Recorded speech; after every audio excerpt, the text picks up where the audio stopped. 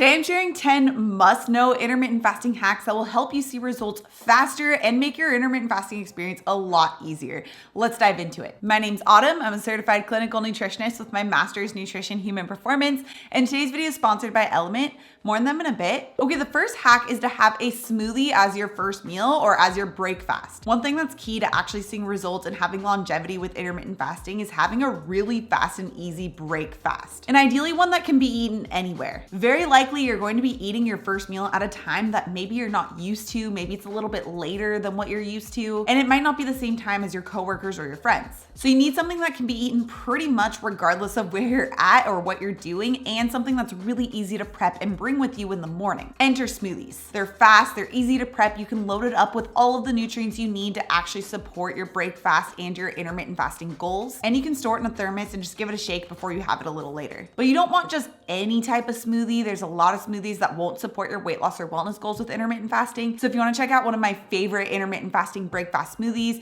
you can find that recipe right up here. Okay, the second hack is to test your ketones. This is a great tool, especially if you're new to intermittent fasting and you want to see if you've started to burn fat as fuel. It's not necessary, but it is good data to help you assess and make changes as needed. Now, intermittent fasting is not keto, but you will see ketones tend to go up during the fasting period because our storing hormone insulin is going down, which cranks up fat burning. So in order to be in nutritional ketosis by the end of your intermittent fast, right before you go to break your fast, you want a goal of about 0.5 millimole ketones or a little bit higher. You can test ketones pretty easily at home. I use a Keto Mojo. This is an older version, so it's a little bit outdated, but I will be getting the new one soon. I'll have the Keto Mojo link down description below if you guys want to check that out. Okay, the third hack is to go for a 20 to 30 minute fasted walk. Walking primarily burns fat as fuel, and when you're in those beginning stages of intermittent fasting, your body might not be as metabolically flexible and it might be more difficult to tap into those fat burning stores. So by pairing the natural increase in fat burning during the fast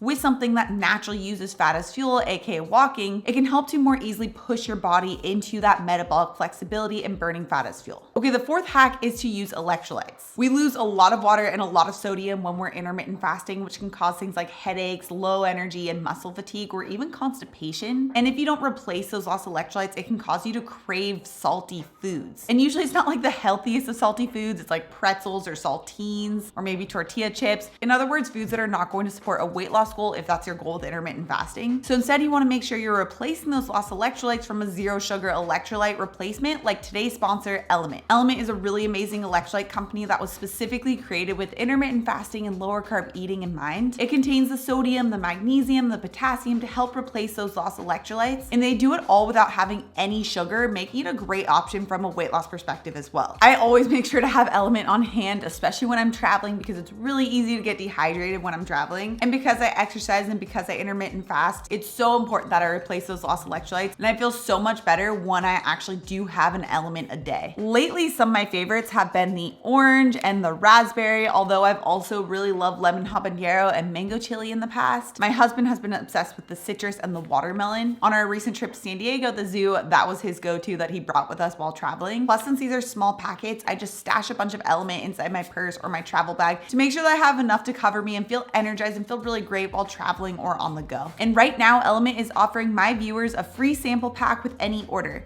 That's 8 single-serve packets free with any LMNT order. It's a really great way to test out all 8 flavors, so you can get yours at drinklmnt.com/autumn. It is only available through my link, so make sure to check out drinklmnt.com/autumn.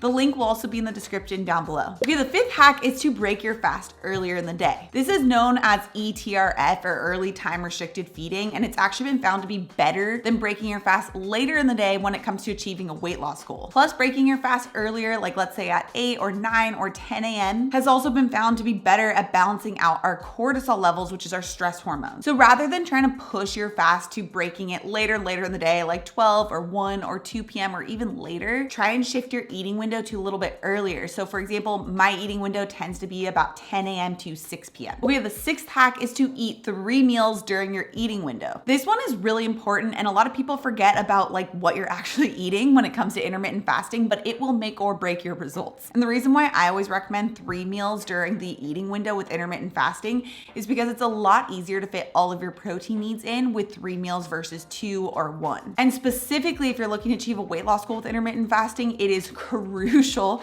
that you're getting enough protein when you go to break your fast. If not, this can lead to a loss of muscle, which can lower your metabolism and make it harder to achieve your weight loss goal. And because protein is so satiating, trying to fit all the protein you need within 1 or 2 meals, like with OMAD or 2MAD, can be really difficult or can cause a lot of GI distress. I'm not saying it's impossible, but I've just found it not successful for most people. Okay, the 7th hack is to have mint tea during your fast. This is a really great tool, especially if you find that you crave something sweet in the evening after your dinner, because mint acts as a natural appetite suppressant and it also doesn't break your fast. So I like to get some fresh mint and boil water and just pour that over the mint leaves, let that sit for about 4 or 5 minutes, and then you just sip on that during your fast in the evening to help ward off sugar cravings. Okay, the 8th hack is to try and aim to drink about half your body weight in ounces in water. Although you might need more, because remember, we do lose a lot of water and sodium when we are fasting. So for example, if you weigh about 150 pounds, then you'll want to aim for about 75 ounces of water. But if you're exercising or if you live in a hot area where you're sweating a lot, then you might want to add 16 to 20 ounces in addition to that. Now, a little bonus hack to add on top of this is to try and front load your water to the earlier part of the day. So try to have a lot of that water during your morning fast and during your eating window, and not have a ton of water during your evening fast. That way you're not going to have to wake up throughout the night to have to use the restroom. Okay, the 9th hack is to have coffee or tea during the fast. This is another great tool, especially in the beginning if you find that you are hungry during the intermittent fast. Typically for most people, especially when you're following the type of meal guidelines that I talk about on my channel, as well as in my complete intermittent fasting bundle, most people find that they aren't hungry during their fast within even just like a couple of days. This is due to metabolic flexibility and being able to more easily burn fat as fuel during the fast, which helps to shut off hunger. But in the beginning, if you are hungry, having some coffee or tea during the fast is a really great tool to naturally suppress appetite. And there are some things that you can add into your coffee or tea that won't break a fast, so I do have a video on that you can check out right up here. Okay, the 10th hack is to meal plan, not necessarily meal prep, but meal plan easy, simple dinners. When you plan for really easy, simple dinners, it makes fitting all your meals within your eating window a lot easier. Because if your meal only takes like 10 or 15 minutes to prep, then that means you have more time to actually be able to sit and enjoy your meal during your eating window. Some of my favorite meals to have during the week to make sure that they're easy and fast to prep are like cauliflower rice burrito bowls, burgers with roasted veggies, or zucchini noodles with meatballs. In fact, you can check out some of my favorite 10-minute dinner recipes with this video next. Also, if you're new to my channel and you love this science-backed information, make sure you subscribe right here. Come out new videos every Tuesday and Thursday. All right, guys, thanks so much for tuning in, and I'll see you in my next video.